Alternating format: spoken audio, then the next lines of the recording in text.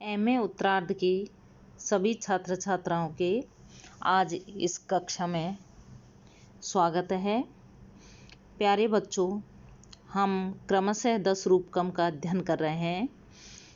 आज से पूर्व रूपकों के भेदक तत्व पढ़े हमने और कथानक क्या होता है या कथा वस्तु कितने प्रकार की होती है, आधिकारिक प्रासंगिक कथा वस्तु कितने प्रकार की होती है, 2 प्रकार की, पताका और प्राकरी, ये हमने अध्ययन किया।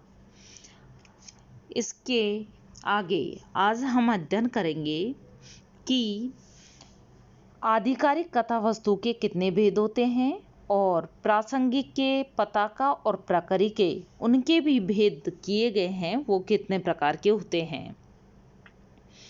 प्रख्यातो उत्पाद्य मिश्र त्वभेदात्रेधापि तत्त्रिधा प्रख्यातम इतिहासा आदेर उत्पाद्यम कविकल्पितम मिश्रम च संकृताभ्यां दिव्यमर्त्यादि भेदतः है कि इस प्रकार एक प्रकार का आधिकारिक और 2 प्रकार के प्रासंगिक, कुल मिलाकर इस 3 प्रकार के इतिवृत्त का फिर से पुनः 3 प्रकार बतलाए हैं। कौन कौन से? कि प्रख्यातो उत्पाद्य मिश्र, वह 3 प्रकार का इतिवृत्त इस प्रकार है: प्रख्यात, उत्पाद्य और मिश्र। भेदात त्रेधापि तत्त्रिधा, भेद से 3 प्रकार का होता है कि जो हमने भेद किए पताका और प्राकरी, आधिकारिक और प्रासंगिक, कि उनके भी वह 3 प्रकार का इतिवृत्त भी पुनः 3 प्रकार के भेदों से युक्त होता है: प्रख्यात, उत्पाद्य और मिश्र।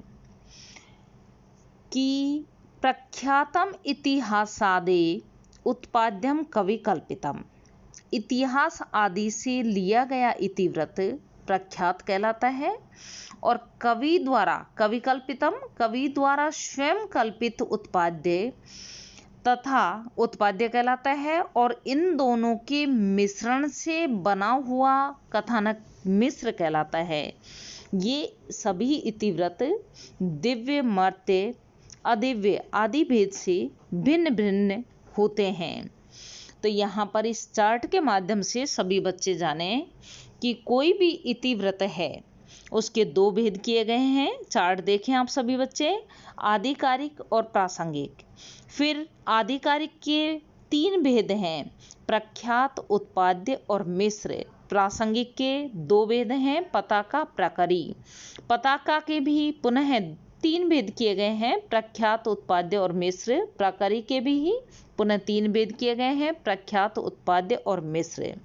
अभी आप सभी बच्चों ने ध्यानपूर्वक ये समझा कि ये प्रख्यात, उत्पाद्य और मिश्र क्या होते हैं। इतिहास आदि से लिया गया कोई भी इतिवृत्त कथानक होता है वो क्या कहलाता है? प्रख्यात। और कवि की स्वयं के द्वारा की गई कल्पित जो कल्पना है वह उत्पाद्य कहलाते हैं तथा इन दोनों के मिश्रण से मिश्र कथानक कहलाता है। ये सभी इतिवृत्त दिव्य, मर्त्य, अदिव्य और आदि भेद से भिन्न भिन्न होते हैं। इस इतिवृत्त का क्या फल होता है यह बतलाते हैं कि कार्यस्त्रिवर्ग तत्शुद्धम मेका अनेकानुबंधी से, उस फल त्रिवर्ग, उसका फल त्रिवर्ग होता है। यह कभी तो शुद्ध त्रिवर्ग में से कोई एक ही और कभी एक से अनुगत तथा कभी अनेक से अनुगत होता है।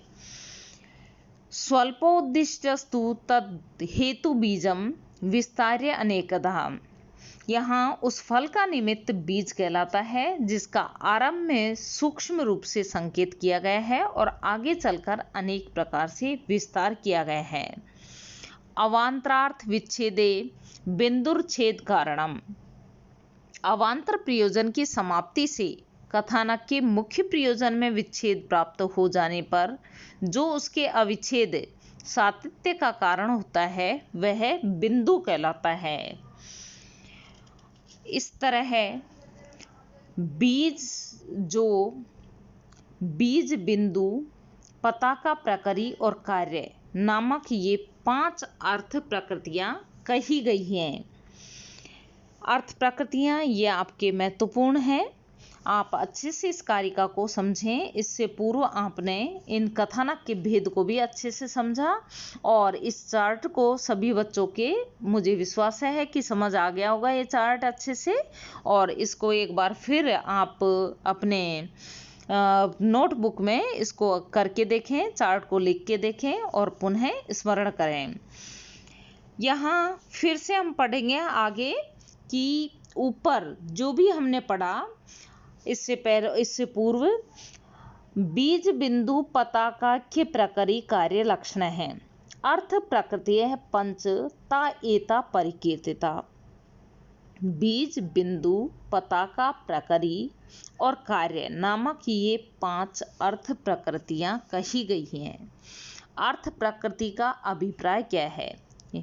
अर्थ प्रकृति का अभिप्राय है फल की सिद्धि के उपाय।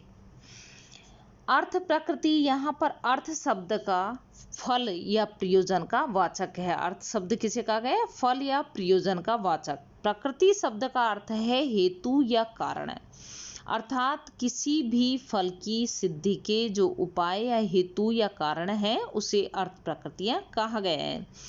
इस प्रकार फल की सिद्धि के उपाय ही अर्थ प्रकृतियां कहलाती हैं। अर्थ है फलम तस्य प्रकृतिय उपाया।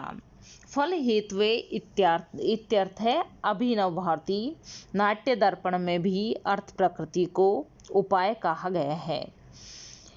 इस प्रकार हमारे इसमें 10 रूपकम में भी पंच अर्थ प्रकृतियां मानी हैं, जबकि अनेक ग्रंथ में जैसे साहित्य दर्पण आदि में कुछ छोड़ दिया गया है। बीज बिंदु कार्य 3 आवश्यक अर्थ प्रकृतियां मानी गई हैं। पताका और प्रकृति का सभी रूपकों में होना अनिवार्य नहीं है। यहाँ प्रधान नायक को सहायक की आवश्यकता नहीं होती और पताका प्रकृति भी नहीं होते। कहाँ पर? सभी बच्चे ये आप कारिका जो पढ़ रहे हैं 5 अर्थ प्रकृतियां आपको समझ आ गई सभी बच्चों को। इससे जब हम व्याख्या करेंगे किसी भी कारिका की तो प्यारे बच्चों उसमें हमें टिप्पणी देनी है। उस टिप्पणी में आपको देना है अर्थ प्रकृति का अभिप्राय बताना है। साथ ही उस अर्थ प्रकृति के कौन कौन सी अर्थ प्रकृतियां हैं और नाट्य दर्पण में भी अर्थ प्रकृति को उपाय कहा गया है। जैसे अब आप सभी अच्छे से सुने कि अभिनव भारती और नाट्य दर्पण के अनुसार इन 5 उपायों में से बीज और कार्य दोनों जड़ अचेतन हैं। अभिनव भारती और नाट्य दर्पण ये किसमें देने हैं आपको? टिप्पणी में। 3 बिंदु और पताका और प्रकृति ये चेतन है, किंतु यह चेतन और अचेतन का विभाग युक्ति युक्त नहीं कहा जा सकता है। संभवतः इसी हेतु हमें साहित्य दर्पण आदि में इसे छोड़ दिया गया है। बीज बिंदु और कार्य 3 आवश्यक अर्थ प्रकृतियां मानी गई हैं।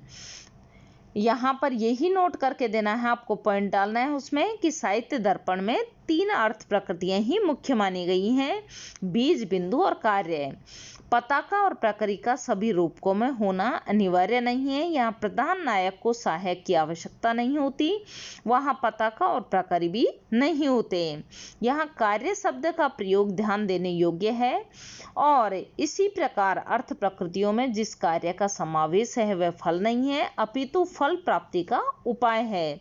इस प्रकार फल के अधिकारी व्यक्ति का व्यापार ही कार्य नामक अर्थ प्रकृति है। यह कार्य नामक व्यापार आरंभ से लेकर फल प्राप्ति तक चलता रहता है। इसी हेतु कार्य शब्द का फल के अर्थ में भी प्रयोग कर दिया गया है। प्यारे बच्चों, आज की इस कारिका में आपने 5 अर्थ प्रकृतियां पढ़ी और इसकी व्याख्या के साथ साथ आपने टिप्पणी को भी जाना। अब 5 अर्थ प्रकृतियों की कार्य अवस्थाएं कौन कौन सी होती हैं, इसके अगले हम ये कारिका पढ़ेंगे। अर्थ प्रकृतियों की अवस्थाएं अवस्था 5 कार्यस्य प्रारब्धस्य फलार्थिवी आरंभ यत्न प्राप्ता सा नियताप्ति फलागम है